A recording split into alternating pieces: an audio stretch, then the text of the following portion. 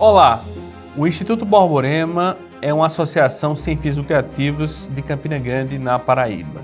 Aqui em nosso canal do YouTube já disponibilizamos mais de 500 vídeos gratuitos entre palestras, aulas, lives e entrevistas, com alguns dos melhores professores e intelectuais do Brasil. E a nossa missão aqui no YouTube é de fato ajudar no debate público nacional, é trazer os assuntos mais relevantes com os melhores professores do Brasil. Para que a gente continue a fazer esse trabalho, nós precisamos da sua doação.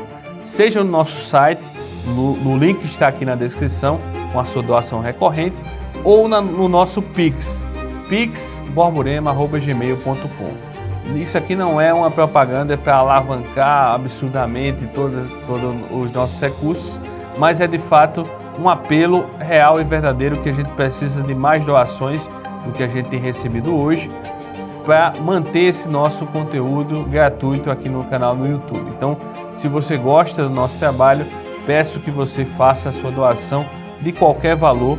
Quem puder doar mais, quem puder doar menos, doa menos.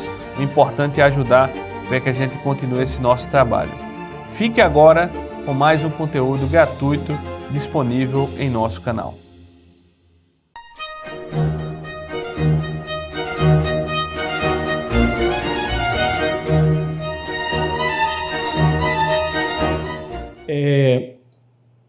Já faz muito tempo que a gente está tentando organizar alguma coisa sobre Gilberto Freire, né?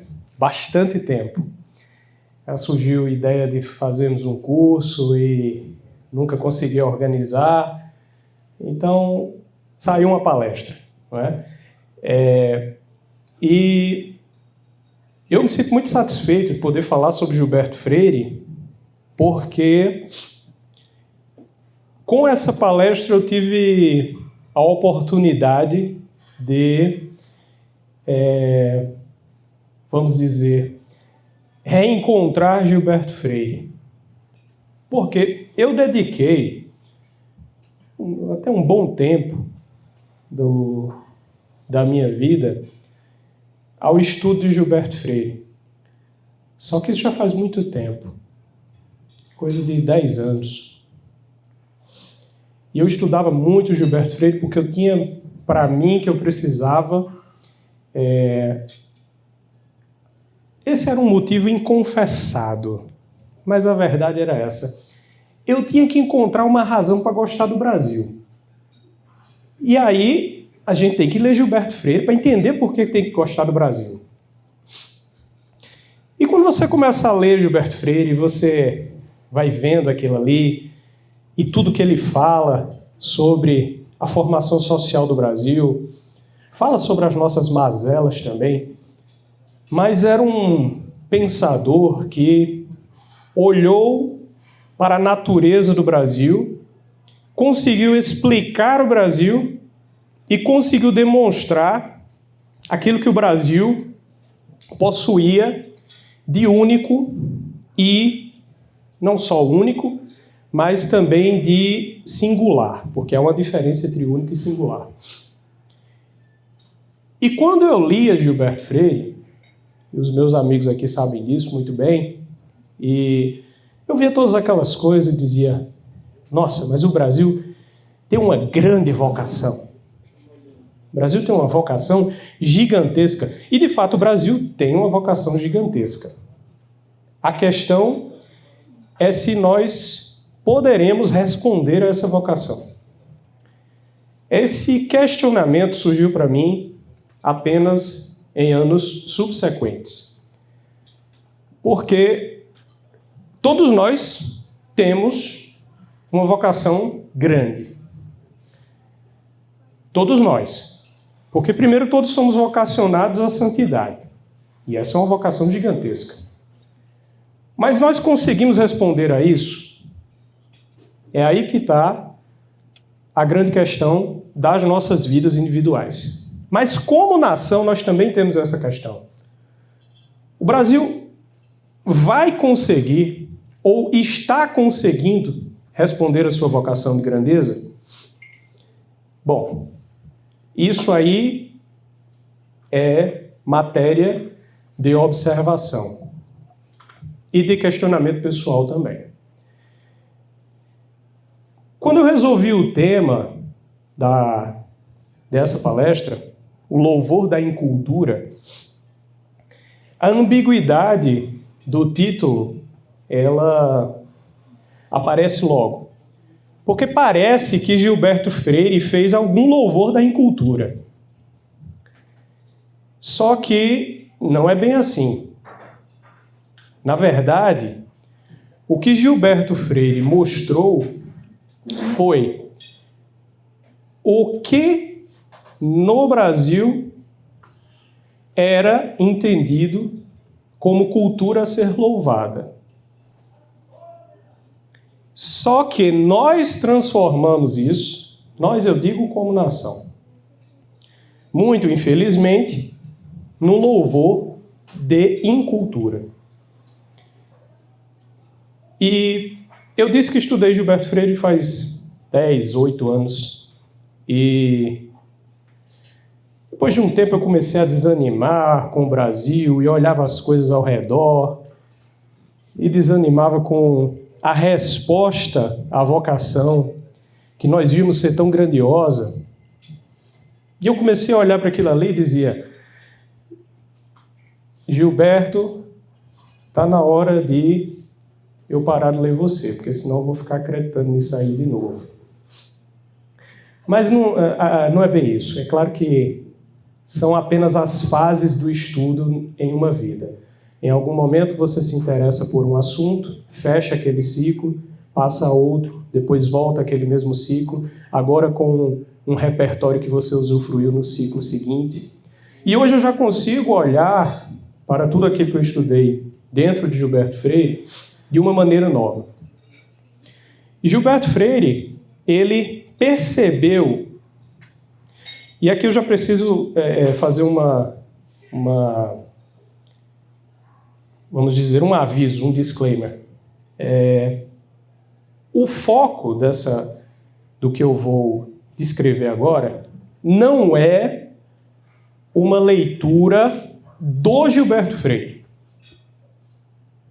mas uma leitura minha a partir de Gilberto Freire.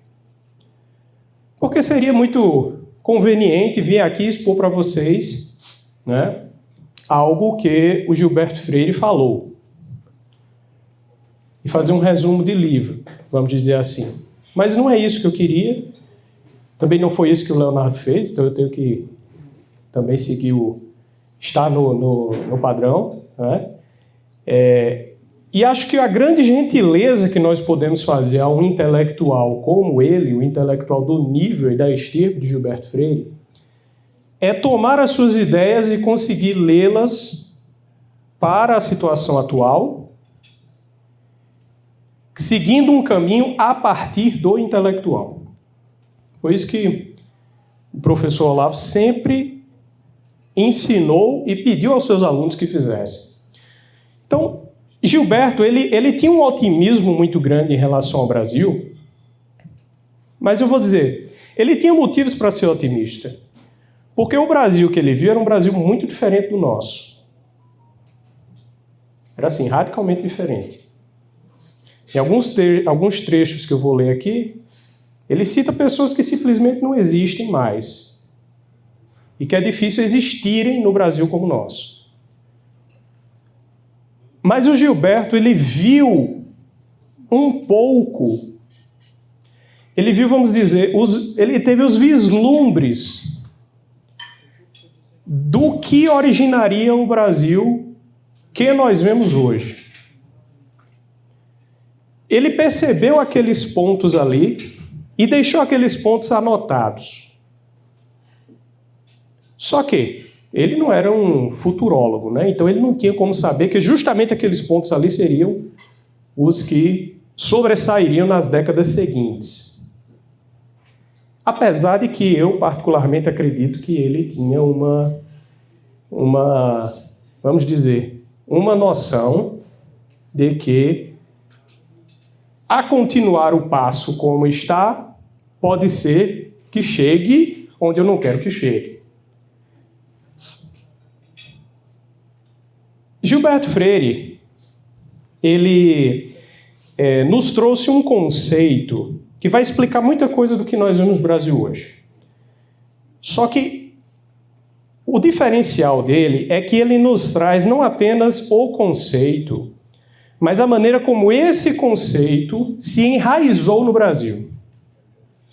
E aí, a partir do enraizamento histórico desse conceito, que não é só um conceito, se tem enraizamento já é uma concretude, já é uma realidade. A partir desse conceito, nós conseguimos entender boa parte do que nós estamos vivendo hoje. E esse conceito, para dizer logo, é o bacharelismo. Bacharelismo. Onde Freire vai nos explicar o que é o bacharelismo? O bacharelismo é uma espécie muito, vamos dizer, particular. É uma espécie muito inóspita de relação com a educação e a cultura. Uma espécie que se desenvolve no Brasil, uma espécie de relação que se desenvolve no Brasil. Com isso não quer dizer que ela não existe em outros lugares. Mas no Brasil ela ganha um desenvolvimento, específico, e esse desenvolvimento vai percorrer a nossa história e vai ser o pilar fundamental da nossa República atual. O bacharelismo, para usar o termo, digamos, jurídico, ou da sociologia jurídica, seria uma das forças constitucionais do Brasil. Em um livro da sua trilogia famosa, Gilberto é muito conhecido por Casagrande e Senzala. Junto de Casagrande e Senzala, escreveu outros dois, que nós chamamos a trilogia freiriana, Casagrande e Senzala, Sobrados e Mucambos e Ordem e Progresso. Cada um deles falando sobre um período, vamos dizer, estudando o desenvolvimento da sociedade brasileira em um dos seus 3 períodos históricos, até aquele que ele estava estudando ali.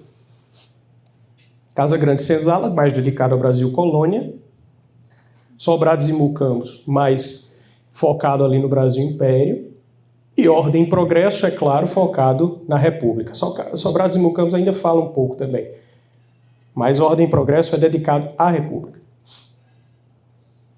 E Casagrande Sobrados e Mucambos foi escrito em 1936. Você veja que gênio era o Gilberto Freire, porque em 1933 ele publica Casagrande e Senzala e 3 anos depois já publica Sobrados e Mucambos, que é outro tour de force. É outro calhamaço, denso, uma investigação social muito profunda. Só em 1959 ele vai publicar Ordem e Progresso. Então ele demorou mais de 20 anos para entender a República Brasileira. E depois de 20 anos ele publicou Ordem e Progresso. E nada melhor do que nós seguirmos o caminho que ele próprio nos dá. Há um capítulo em Sobrados e Mucambos chamado A Ascensão do Bacharel e do Mulato. Aqui ele já quer dizer um pouco o que é esse bacharelismo. E ele diz o seguinte: é impossível defrontar-se alguém com o Brasil de Dom Pedro I, de Dom Pedro II, da Princesa Isabel, da campanha da abolição, da propaganda da República por doutores de pincenês, dos namoros de varanda de primeiro andar para a esquina da rua. E Gilberto ele tinha uma prosa muito plástica. Ele vai escrevendo sociologia, ele vai descrevendo assim, você vai vendo, é quase uma coisa romanceada. É o estilo dele de escrita. Essa foi uma das coisas que me atraiu no Gilberto, na verdade. Eu comecei a lê-lo porque era uma pessoa que explicava o Brasil com um estilo de prosa tão agradável que você conseguia ver a sociologia que estava sendo exposta.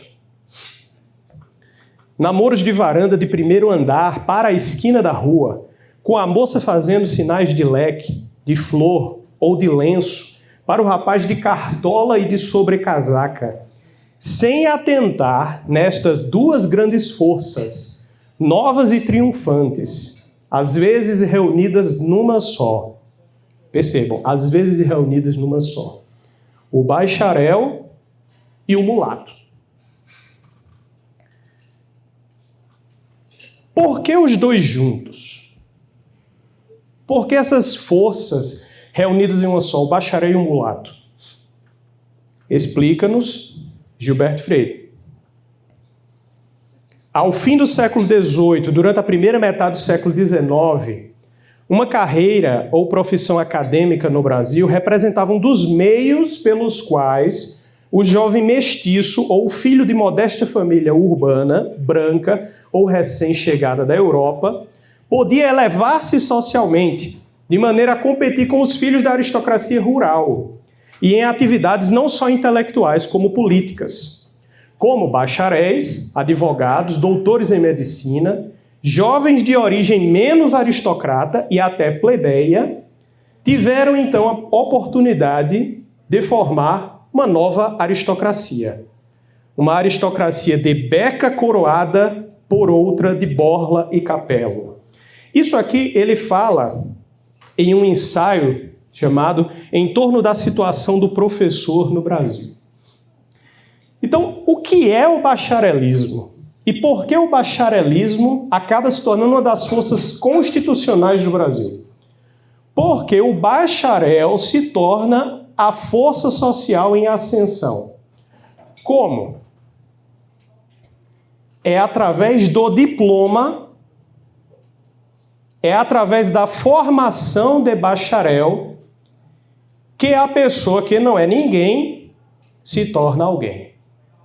E isso se torna um lugar comum no palavreado brasileiro. Meu filho vai fazer a universidade para se tornar alguém na vida. Quem nunca ouviu isso? Você tem que ter o diploma para ser alguém na vida. Mas que diploma? Qualquer um. Mas tem que ter. Se não tiver diploma, não é ninguém. São frases que nos acostumamos a escutar, porque fazem parte da formação social brasileira. O mulato, o filho do escravo com branco, ele era uma pessoa que nem era escrava, nem era branca. Então ele era o quê? Ninguém ali no meio. Como é que ele se torna alguém? Virando doutor. Agora, como doutor, ele é alguém. E por perceber essa porta de entrada e de ascensão na vida social, é que todo mundo começa a buscá-la. Todos começam a buscá-la para se tornarem alguém e para se tornarem as novas forças sociais. É claro que isso na época não era algo, vamos dizer, direcionado, mas foi percebido como natural.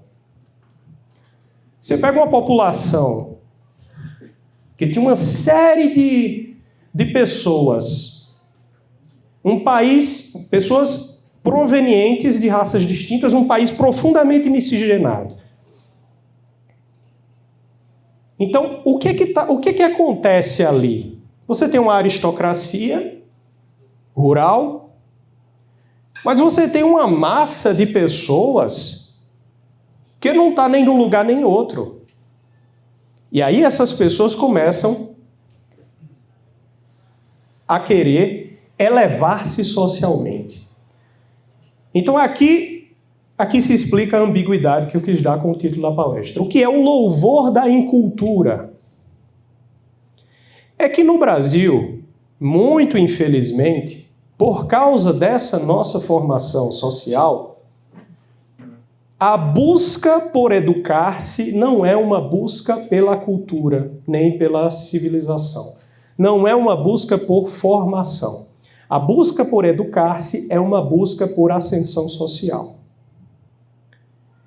Isso faz parte da formação nacional. É a ideia do bacharelismo. Porque eu preciso disso para ser alguém. Se eu não tiver isso, eu não sou ninguém. Então, a incultura passa a penetrar como algo a ser desejado e louvado. E incultura que eu estou usando num sentido muito específico. Incultura, porque não é a formação do espírito para a cultura humana, mas a formação com um objetivo específico de ascender socialmente, porque era o único caminho que existia.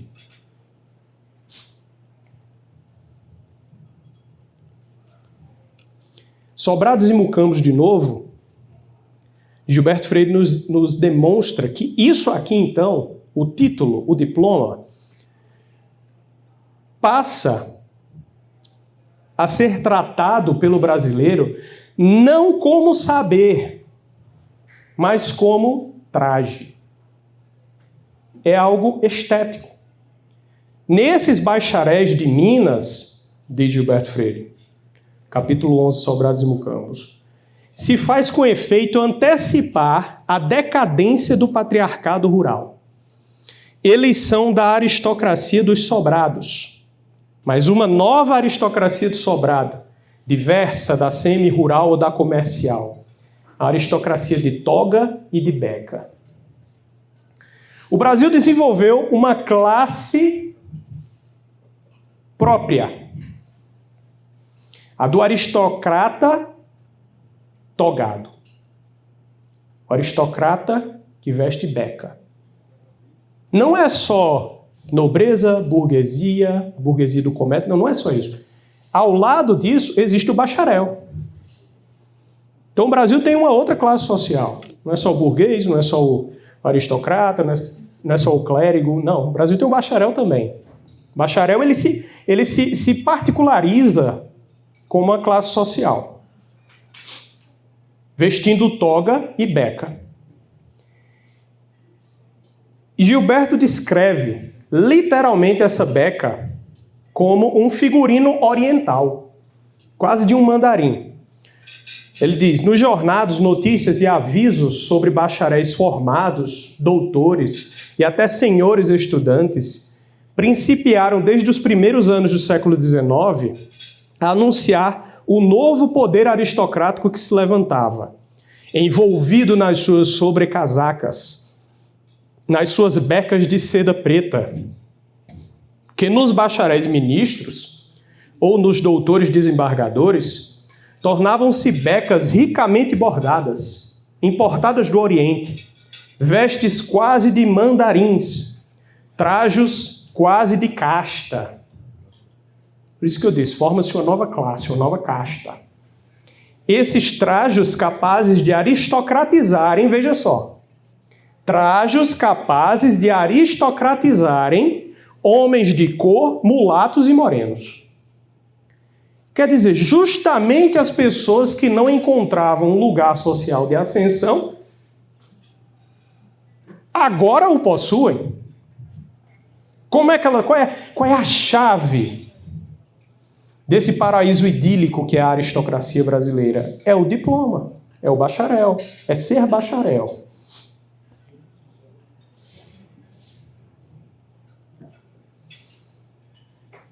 Como eu disse, Gilberto Freire é muito plástico, ele gosta muito de descrever, e vocês estão vendo isso nos trechos que eu leio.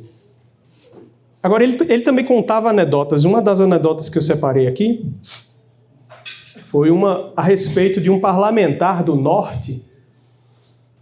E Norte aqui é o Grande Norte, né? Nordeste, Norte, região Norte. Que foi ofendido, ele se sentiu ofendido. Por quê? Porque o chamaram de senhor de engenho. Veja só, ser chamado de senhor de engenho foi uma ofensa. O que era o senhor de engenho? O senhor de engenho era o patriarca do Brasil Colônia. Era a nobreza do Brasil Colônia. Foi uma ofensa para ele. E qual era o protesto que ele faz? Eu sou bacharel, rapaz. bacharel e não senhor de engenho, e ostentava o fraque correto, a gravata de seda, a botina de verniz, a cartola, o guarda-chuva de cabo de ouro, o anel com o rubi, o anel vermelho da formatura de direito, é claro, como insígnias de sua condição aristocrática de homem da cidade e de homem das letras jurídicas. Ele é bacharel, não é senhor de engenho. Essa dicotomia e oposição entre o bacharel e o senhor de engenho vai explicar muita coisa, depois nós vamos ver, em um segundo momento. Mas vai explicar muita coisa do que a gente está experimentando agora.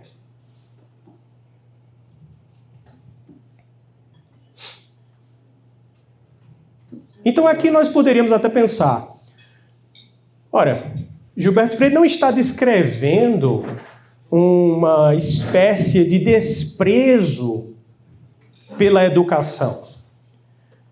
É quase que o oposto. Ele está descrevendo uma espécie de reverência que o brasileiro tem pelo título acadêmico, pela educação formal, pela titulação.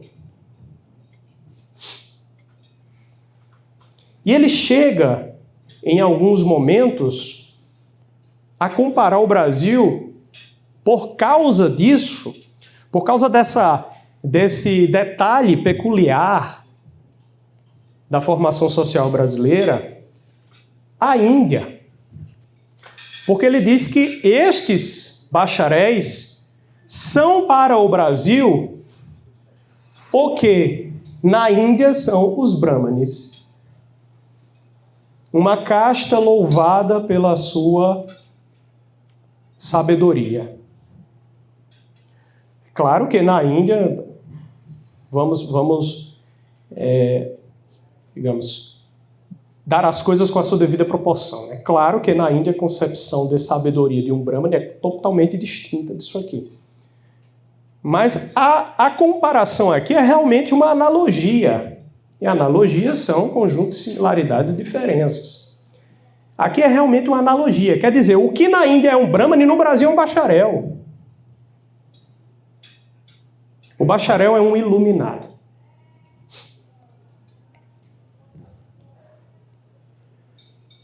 O Brasil é uma espécie de Índia oriental americana, com uma casta de brahmanes reverentemente cortejados, sob a forma de padres mestres, doutores, professores, que são os valores, que fossem os valores sociais mais altos de qualquer comunidade típica do país. Por que este culto? Ou talvez esta exagerada valorização brasileira do professor, do doutor, do letrado?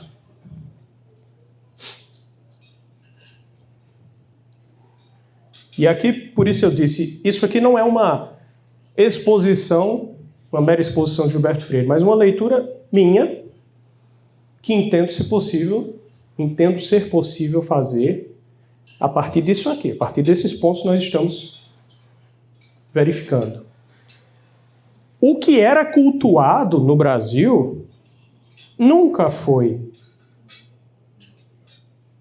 e para muita infelicidade nossa, nunca foi a vida intelectual, mas o título como uma insígnia estética de casta e como uma escada de ascensão. É o título cultuado de forma esvaziada daquilo que ele deveria significar, pelo menos aquilo que nós concebemos que deveria significar, que se torna, assim, uma forma qualificada de desprezo à inteligência. Se torna uma forma qualificada de desprezo à inteligência. A ponto de, muitas vezes, nós abdicarmos da realidade em favor da afirmação titulada. Quer dizer, se é doutor, está dizendo a verdade. Mesmo que a realidade inteira contradiga.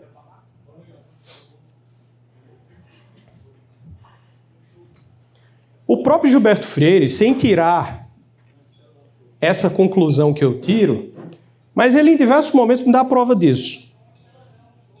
Vejam como ele descreve o comportamento do jovem que ascende pelo diploma. Vejam só, o retrato do intelecto como ostentação. Nós que fizemos direito na mesma época, nós vimos muito disso. Sobrados e Mucambos de novo. Uso imoderado de termos difíceis, palavras solenes, expressões de alta cerimônia. Como eu vejo às vezes em algumas petições, a gente, quando nós queremos discordar, né, dos juízes, dos eminentes julgadores, nós escrevemos data vênia. Quando é para discordar muito, quer dizer, Vossa Excelência falou uma bobagem sem igual. Data máxima vênia.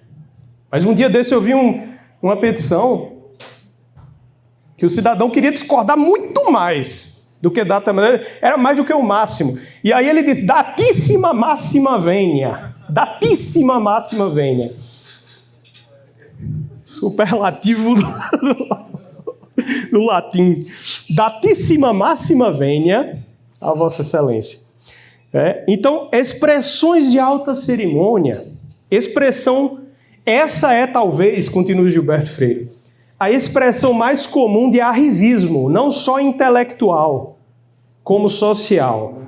Também a surpreendemos no adolescente, no seu período de arrivismo intelectual e social.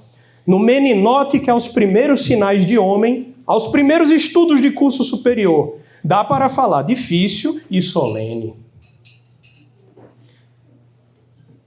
Isso era muito verdadeiro na época que nós fazíamos a faculdade de Direito, 15 anos atrás. Não sei se hoje é assim ainda, deve ser. Talvez não, porque cresceu tanto o número de faculdades, mas na época se dava carteirada de estudante de Direito. Não, porque eu sou estudante de Direito. Então eu sei o que eu estou falando. Então a carteirada era de estudante de Direito. Depois evoluiu, né? A carteirada da OAB. Agora a OAB também não serve mais para nada. Então a carteirada hoje só se tiver toga. Então era esse falar difícil, falar solene, que o Gilberto Freire aponta como uma característica de arrivismo intelectual. Era um processo, fala ele aqui agora já em ordem e progresso, um processo de valorização do homem de origem modesta ou de condição étnica socialmente inferior pelo título acadêmico. Então, se um mulato na época que Gilberto Freire descreve chegasse a usar palavras difíceis, a pergunta, até um tanto racista, vamos dizer, seria: quem é tu para estar falando assim? E se fosse um bacharel doutor, quem é tu para estar falando assim comigo? Agora, se ele tem o título também, aí ele pode dizer: eu sou doutor, porque ele agora conquistou o seu lugar.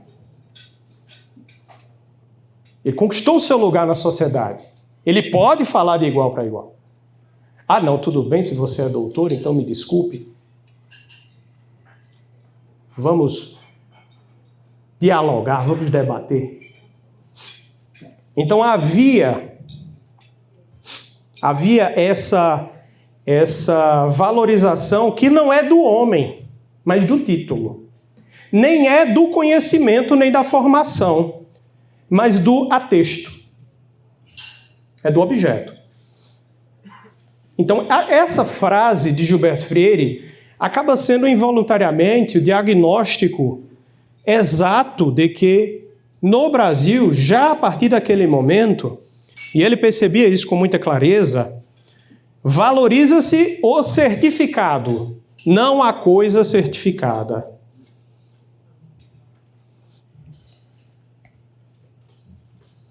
É exatamente como funciona também com a moeda. Valoriza-se o certificado, essa moeda, essa nota vale tanto. Mas não há coisa certificada, porque a nossa moeda não está valendo nada. E aí nós vemos, se o bacharel conquista esse lugar na sociedade brasileira, há um passo seguinte que o bacharel dá, que é a sua instalação. Onde é que o bacharel se instala? Porque nós vimos, havia uma aristocracia, majoritariamente rural, desde o Brasil colônia. Haviam os escravos. E haviam os comerciantes também. Agora você tem uma nova classe, o bacharel, o doutor. Onde é que ele se instala? Ele nasceu como traje, a gente viu, nasceu como uma condição estética. Então, num primeiro momento, isso por si só bastava. Afinal, agora ele conquistou o lugar de fala. Não é? Conquistou o lugar de fala. Ele pode falar que ele é doutor. Mas onde é que ele foi se alojar? Porque o bacharel ele não vai fundar indústrias. O bacharel não é um empreendedor. Pelo contrário, isso é indigno dele. É indigno do bacharel ser empreendedor. Por quê? Porque ser empreendedor ele vai ter que trabalhar, vai ter que pagar conta, né? Vai ter que enfrentar processo trabalhista de outros bacharéis. Né? Então, é muito difícil. É uma condição muito difícil. E o bacharel não pode se sujeitar a isso, porque ele passou 5 anos na faculdade de Direito, atingindo a condição de casta Brahmani. Então, a sociedade me deve algo. Eu fiz isso aqui pelos outros, pela sociedade brasileira. Então a sociedade me deve algo. Como ele não funda a indústria, nem abre fronteiras, percebam que isso aqui é uma descrição puramente sociológica e histórica. Não estou falando de ninguém. Qualquer semelhança com a realidade é mera coincidência. Ele vai ocupar justamente as repartições, os tribunais e os gabinetes. O bacharel se aloja num endereço específico, que é o Estado brasileiro. Diploma para ele agora não era mais apenas uma roupa, é uma credencial, um crachá para viver do Estado. E no alto dessa... Aqui é interessante, porque o bacharel, quando se aloja no Estado, vão surgir as classes dentro do bacharel. O bacharelismo vai se distribuir em classes. E no alto, no topo dessa pirâmide, está o homem de toga, o magistrado. É o bacharel mais alto. Quem nos vai trazer a afirmação disso? E aqui eu começo a fazer o diálogo de Gilberto Freire com outros autores igualmente grandiosos. João Camilo de Oliveira Torres. João Camilo de Oliveira Torres, aqui especificamente, num livro chamado A Democracia Coroada, está analisando aqui o Império. E depois em um outro chamado Estratificação Social no Brasil, em que ele vai analisar justamente a hierarquia social no Brasil e como isso aí, qual é a relação disso com a organização política do país. E João Camilo de Oliveira Torres, ele vai encontrar uma constante que o Leonardo acidentalmente mencionou aqui. No homem da América anglo-saxônica, o perfil, a constante que vai ser visualizada é sempre a do pioneiro, a do homem aventureiro, a do homem que não tem nem tempo para fazer nada, porque ele está sempre acelerado, fazendo as coisas.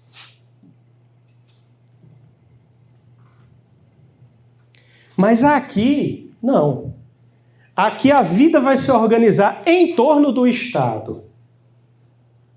E é o Estado, com seus títulos e com seus cargos, que vai distribuir o prestígio e a posição. Eu tinha um amigo que dizia que no Brasil o Estado surgiu antes da nação. Porque, de fato, você não tinha nada aqui no Brasil, né? Mas já tinha governo geral. Não tinha nem população direito. Mas já tinha governo geral. Então é como se o Estado já tivesse surgido antes mesmo de surgir nação. E quem é que vai ser a peça-chave nisso aqui? É o bacharel. Já no Império, a elite política será uma elite de bacharéis. O caminho natural do homem culto não é o empreendimento privado, é a função pública. Em Freire, o diploma é a insígnia da casta.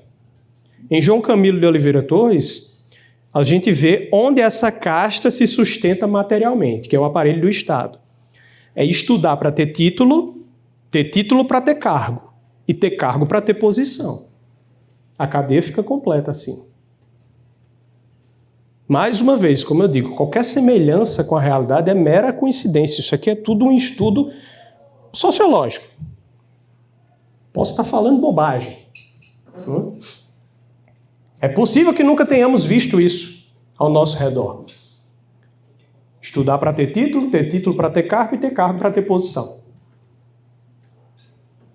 E aqui mais uma vez, o louvor da incultura. Porque o estudo ele não desemboca na vida do espírito. Ele desemboca na folha de pagamento. É no contra-cheque. O funcionalismo público, então, se torna o destino próprio do brasileiro educado, do bacharel. Não é, isso aqui é claro, uma condenação do funcionalismo público. É necessário. Com granos salis. Mas é necessário. É preciso alguma moderação. Mas aqui a gente está flagrando uma disposição cultural. Entre arriscar-se no mundo e assegurar-se num cargo, a tradição bacharelesca sempre preferiu o cargo. Essa palavra assegurar-se vai reaparecer num outro autor, que utiliza a mesma expressão para descrever a mesma realidade sob um outro viés. Então, João Camilo de Oliveira Torres não formula aqui, literalmente, o funcionalismo como uma casta.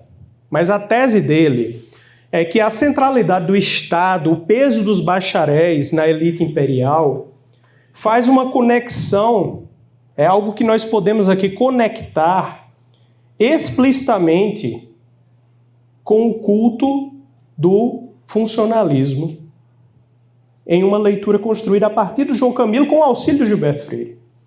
Que é isso que eu estou fazendo aqui. Então, eu disse que estuda-se para ter título. Tem-se o título para ter o cargo.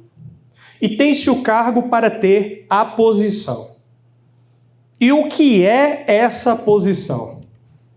Quem nos vai dar a explicação dessa posição que o bacharel atinge no Brasil, na formação social brasileira, é um outro pensador, esse jurista, esse bacharel de alta estirpe, do topo da cadeia alimentar. Né? Um cidadão chamado Victor Nunes Leal. Victor Nunes Leal foi ministro do Supremo Tribunal Federal. E ele escreveu um livro que é tido como um dos, não é por mim, é tido por Gilmar Mendes, como um dos livros fundadores da concepção jurídica nacional. E é interessante porque o Victor Nunes Leal, ele escreveu esse livro já no início no meio do século passado, em 1949. Então, se é um dos livros fundadores, e essa fundação está em 1949, então a fundação deste Brasil que está sendo descrito já é muito recente. Já não é o fundamento anterior, é uma coisa nova, é uma pista aqui. O nome desse livro é Coronelismo, Enxada e Voto. O município e o regime representativo no Brasil. Foi uma tese de concurso que ele fez para conquistar uma cátedra na universidade. E a tese dele é famosa. Ele diz que o coronelismo no Brasil, lembram daquele cidadão que se sentiu ofendido, que Gilberto Freire falou, sentiu ofendido por ser chamado de senhor de engenho. Senhor de engenho não, rapaz, eu sou bacharel. Bacharel é diferente, você me respeite. Não é um senhor de engenho, ou seja, o que se tornou o senhor de engenho depois, quando surgiram os municípios, a república, etc., o senhor de engenho se tornou o coronel. É o cara que manda na região e que tem os votos. O coronel manda votar. O coronelismo, diz Victor Nunes Leal, não é a força do poder privado, é a sua fraqueza. É um fazendeiro decadente cuja base rural está ruindo. Isso aqui é paráfrase, não foi ele que disse, eu estou explicando a tese dele. A base rural do fazendeiro está ruindo e ele negocia, então, o seu poder com votos, com o poder público. Então, como ele não tem mais aquela base rural que a aristocracia rural tinha em tempos anteriores, mas agora ele tem o povo, os votos, então agora o poder de barganha dele é o voto. É em quem ele manda votar. Nós continuamos a ver isso na política atual. Victor Nunes Leal diz que isso é a decadência do poder privado, funcionando como processo de conservação do seu conteúdo residual. Uma relação de compromisso entre o poder privado decadente e o poder público fortalecido. O que é esse poder público fortalecido? Voltemos. O Estado foi ocupado por quem? Pelos bacharéis. O poder público que se fortalece agora, nesse momento que ele está descrevendo, já é o novo Estado dos bacharéis, da elite bacharelesca. Então, o poder público fortalecido é o Estado dos bacharéis, que agora tem condição de negociar com a antiga aristocracia, que já não é mais quem manda. Essa é a Revolução Brasileira. É a Revolução dos Bacharéis. Aqui os bacharéis tomaram o poder. Contra a antiga aristocracia. Então, quando a gente vê aí a questão dos Estados Unidos, acabaram de fazer 250 anos. A gente vê aquelas histórias sobre a fundação da América e tudo mais. A Revolução Americana. O que foi a Revolução Brasileira? Foi a tomada de poder pelo bacharel. Contra a antiga aristocracia. A aristocracia foi derrubada. E o bacharel toma o seu lugar. E Victor Nunes Leal, ele apresenta esse coronel como um senhor semifeudal do atraso, do voto de cabresto, da violência rural. E quem está do outro lado, combatendo esse coronel, esse antigo senhor feudal que perdeu seu poder? Quem está do outro lado é o jurista, que agora é o próprio representante da razão, da lei e do progresso social contra uma sociedade fracassada. E Victor Nunes Leal falava sobre isso com conhecimento dentro do seu próprio lugar, porque ele era um bacharel que ascendeu a ministro do Supremo Tribunal Federal. Então ele encarna a figura que ele próprio analisa.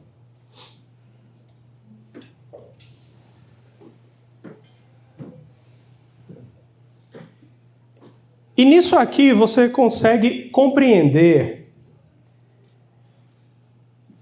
a figura do juiz ativista no Brasil. A figura do juiz ativista é a figura exatamente do bacharel que, fazendo uma revolução e conquistando o poder contra a antiga aristocracia, percebe agora que ele é a voz da iluminação contra o atraso. Por isso ele precisa civilizar a sociedade brasileira. Ele precisa civilizar a sociedade brasileira. Quando você vê aquela frase famosa do ministro Luiz Roberto Barroso, quando ele fala de pré-iluminismo, isso é uma sociedade pré-iluminista. Porque se aquilo é pré-iluminismo, o que é o iluminismo? E ele sempre elogiava o iluminismo por isso. Porque a visão no Brasil do jurista, especialmente do magistrado e do juiz, que precisa ser um juiz em atividade contra a decadência do poder privado, ou coronelismo. Então isso permanece até hoje. Essa aristocracia, a nova aristocracia de Beca, ela cresceu absurdamente. E é ela que controla o poder no Brasil hoje. E isso é uma constatação política e social. O bacharelismo que Gilberto Freire viu crescendo ali é o que hoje tomou o poder. O Brasil hoje, isso é tão forte que às vezes a gente se assusta com os números. O Brasil tem mais de 1.800 cursos de direito. Isso é mais do que a soma de todos os cursos de direito do resto do mundo inteiro. Você pegar, eu estou falando sério, você pegar o resto do mundo inteiro, todos os países do mundo, eu estou dizendo todos os países do mundo, você pegar todos, Europa, Américas, África, jogue tudo aí dentro. Você pegar todos, não tem tanto curso de direito quanto o Brasil tem sozinho. Nós somos campeões. Orgulho nacional e internacional. 1.800 cursos de direito. Ano após ano, o direito é a graduação presencial mais procurada do país. 571 mil matriculados só na rede privada. Isso é o dobro do segundo colocado. Existem, isso é interessante, existe um estoque no Brasil de mais de 3 milhões de bacharéis em direito que sequer estão inscritos na Ordem dos Advogados do Brasil.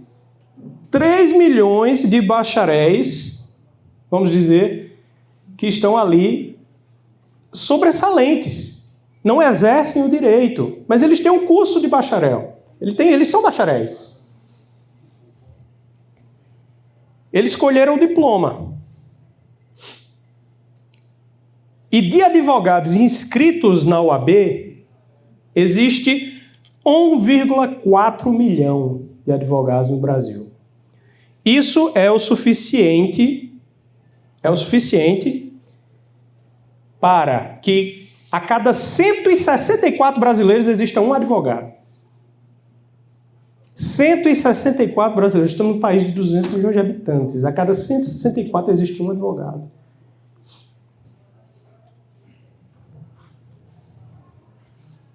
Servidores públicos, o Brasil tem 12 milhões. Isso representa 12,3% do emprego formal no Brasil. E o gasto com o funcionalismo público é de 13% do PIB brasileiro. 13% do PIB brasileiro é gasto com funcionalismo público. É o maior gasto no mundo com funcionalismo público. Desses 13%, aqui vem o detalhe, desses 13% do PIB nacional gasto com funcionalismo público, 10%, ou seja, 1,3% do PIB é gasto só com o Poder Judiciário. 1,3% do PIB brasileiro é gasto com o Poder Judiciário. É o segundo Poder Judiciário mais caro entre os 50 países. Infelizmente, eu não trouxe aqui quem é o primeiro, até fiquei curioso agora, quando fiz esse dado. Segundo Poder Judiciário mais caro entre 50 países.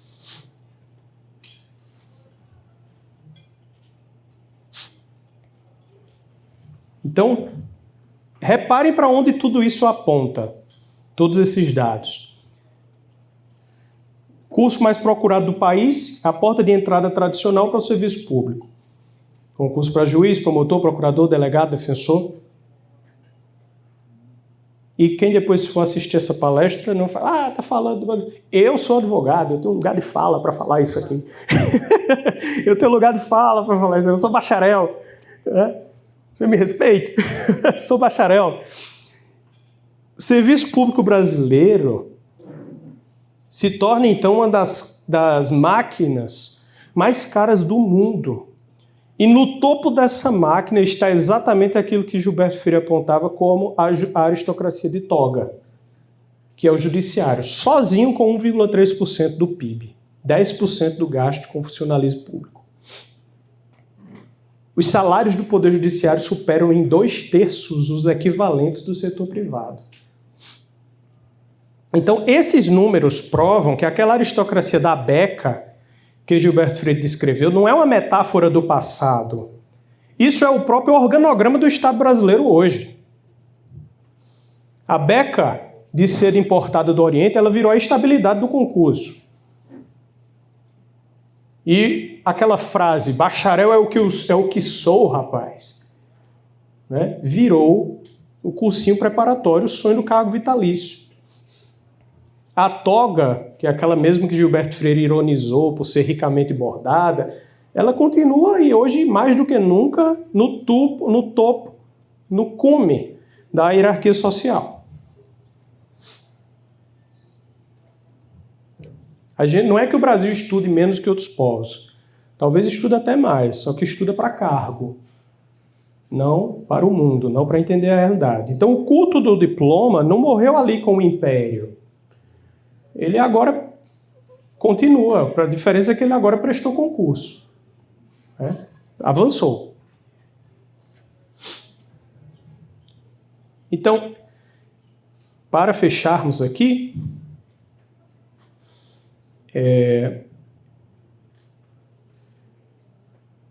Gilberto Freire, ele presenciou ainda em sua época, quando ele estava discutindo essas questões, ele presenciou ainda o começo da ascensão do industrial. Não é que não existia indústria no Brasil, né? E Gilberto Freire viu o início da indústria e tudo. Não é bem isso. A questão é que isso existia, mas isso não tinha o respeito da titulação. Só que já nos seus tempos mais recentes, nos seus últimos tempos, Gilberto Freire começou a ver que estava acontecendo aqui começava a haver vamos dizer, um deslocamento. Era o primeiro sinal de um deslocamento, não é? De pessoas que... Veja, o bacharelismo, ele se encontrou nesse momento, e especialmente hoje, o tempo que vivemos, ele se encontrou com uma lei inexorável, que é a lei da oferta e da demanda. Então, se você tem muita oferta, aquilo acaba não valendo muita coisa. Então, se você tem 3 milhões de bacharéis, que nem tem OAB, e 1,4 milhão que tem OAB, 1 a cada 164 brasileiros, então a coisa acaba não valendo tanto.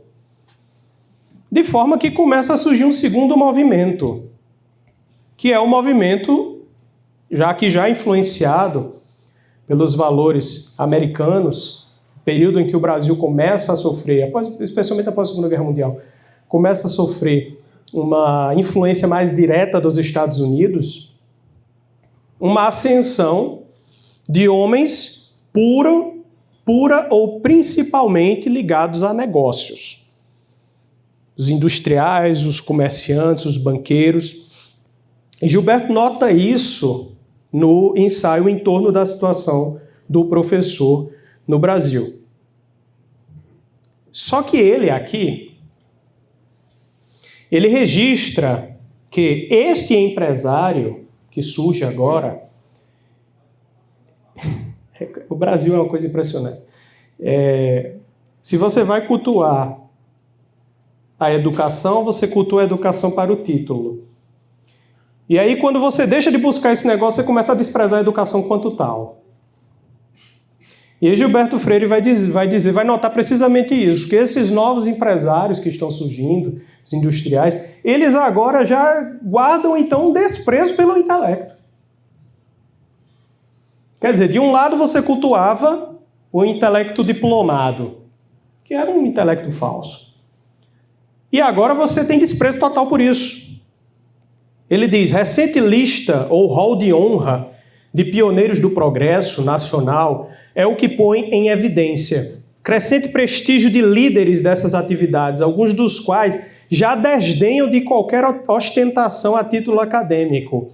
É uma lista, veja o que ele nota, é uma lista em que já não aparecem entre os pioneiros do progresso nomes como os de Manuel Bandeira, Heitor Villa-Lobos, Cícero Dias, Carlos Drummond de Andrade, Joselins do Rego, Raquel de Queiroz.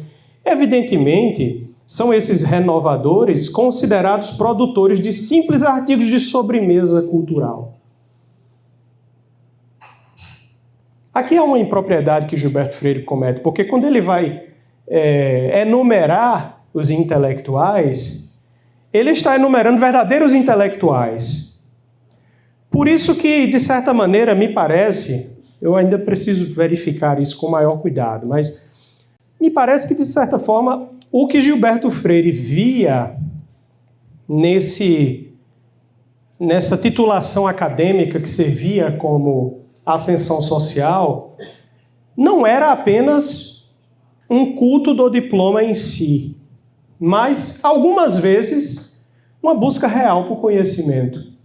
Tanto é que ele até misturava uma coisa com a outra, e aqui ele vai dizer que esses campeões nacionais aqui já não citam mais os verdadeiros intelectuais. Só que antes ele tinha falado que eles tinham desprezo pelo academicismo. Então, meio que ele mistura as duas coisas. Também não sei se nesse ensaio ele quis ter essa precisão terminológica. Mas o fato é que o que ele aponta aqui, e vamos abstrair toda essa digressão que eu fiz, mas o que ele aponta aqui, o que eu queria trazer, é especificamente o quê? Que esse segundo extrato da formação social brasileira, do homem prático, né, que acabam sendo duas fases do mesmo vício, mas esse homem prático, influenciado pelo americanismo, pelo homem anglo-saxão, aqui ele já vai ter um desprezo. Por causa desse desprezo pelo bacharelismo, vai passar a ter desprezo da própria educação. E do próprio conhecimento, da busca por formação, da busca pela vida intelectual. É aqui que nós vemos a grandeza do professor Olavo de Carvalho, porque colocou toda uma geração, milhares de pessoas, para buscar a vida intelectual pelo que ela é. Isso é uma coisa que nós ainda veremos os efeitos. Para mim, isso aqui é uma verdadeira revolução nesse sentido do que nós estamos falando aqui, porque isso pode gerar um novo extrato social que nós ainda não sabemos o que é. Porque dentro dessas pessoas que estudam porque valorizam o estudo, o conhecimento, existem os bacharéis e existem os empresários também, e existe gente que não é nenhuma das duas coisas. Então existe aqui não a distinção de classe, mas o próprio ser humano que está buscando o conhecimento da verdade. Então, isso é algo cujos efeitos ainda estamos para ver. Mas o que Gilberto Freire aponta aqui é o quê? O brasileiro ontem, ele instrumentalizava o estudo para virar doutor, subir. E hoje ele dispensa o estudo para ganhar dinheiro e subir. Então é como se fosse as duas faces da mesma moeda, nenhuma das duas procurando o conhecimento real, a verdade. Muda o instrumento, mas a instrumentalização permanece. São faces da mesma moeda. E, à guisa de conclusão, trago, aqui para fechar realmente, eu já prometi fechar 2 vezes, dessa vez é verdadeira. Na terceira eu sempre fecho. Um outro pensador da nação que deu um nome para isso aqui que a gente está descrevendo. Todo esse percurso sociológico, ele vai ganhar um nome, se bem ou mal, há quem discuta, eu gosto vamos dizer, do batismo que ele dá a essa descrição toda do percurso social brasileiro, que é o embaixador Meira Pena. A psicologia do subdesenvolvimento. Esse caráter nacional de buscar estudar para ter um título, buscar um título para ter um cargo, buscar um cargo para ter conforto, ou não estudar porque preciso ganhar dinheiro, e preciso ganhar dinheiro para ter conforto, a questão do ócio, né? Que nesse ponto está correto. Mas talvez o caminho esteja um pouco conturbado. Quando você falava, eu lembrava de uma frase que eu digo quando... Algumas vezes quando a gente está... Todos nós temos os momentos que a gente está atolado de trabalho, né? Querendo ou não, nossos deveres, eles se amontoam. E aí... Uma vez alguém me perguntou, rapaz, você está trabalhando demais, por que trabalhar tanto? Aí eu olhei e respondi, eu trabalho para poder um dia não trabalhar. Eu trabalho para poder um dia não trabalhar. Eu me lembrei disso na hora que você estava falando aqui sobre... Porque realmente nós temos essa visão de que nós trabalhamos para o momento em que não precisaremos trabalhar mais. Eu tinha um amigo na faculdade de Direito um bom amigo, que ele dizia, perguntando, eu lembro disso até hoje, primeira aula, e perguntaram, claro, aquelas aulas de abertura e tal, o que é que você vai ser, qual é o seu propósito aqui, parará. Eu, na época, dizia que queria ser juiz. E depois abandonei completamente essa pretensão. Mas aí, juiz, promotor, juiz também, eu quero ser advogado mesmo, Chegou um amigo meu e disse, eu quero ser aposentado. Foi a pessoa mais sincera, dentro da sala. Eu quero ser aposentado. O professor olhou para mim, aposentado? Sim, é o meu objetivo de vida. O meu objetivo de vida. Eu quero ser um aposentado. Mas voltemos aqui. O embaixador Meira Pena, ele nomeou isso tudo de uma forma que para alguns, como eu disse, é incômoda e para outros é uma provocação.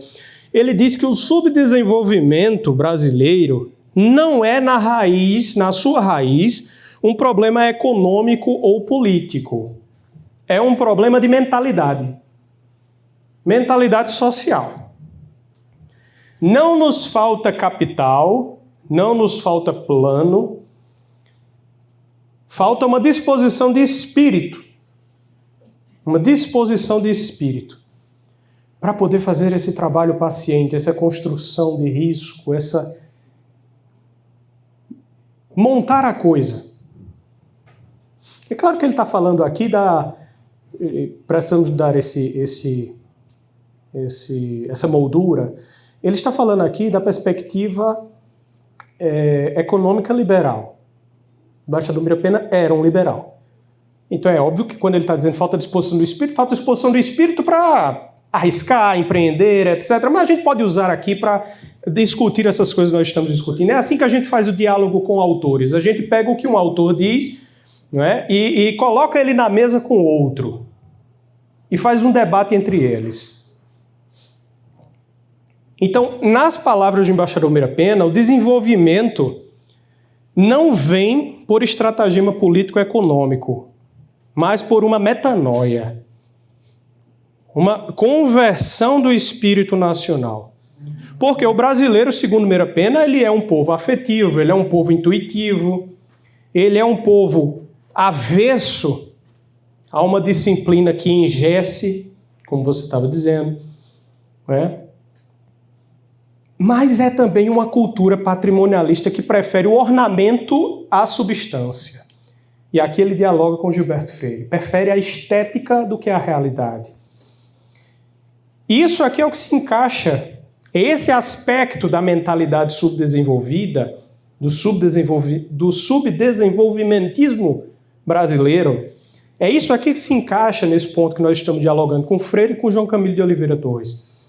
O culto ao diploma e o culto ao cargo público são, nessa chave, sintomas psicológicos de uma mesma disposição.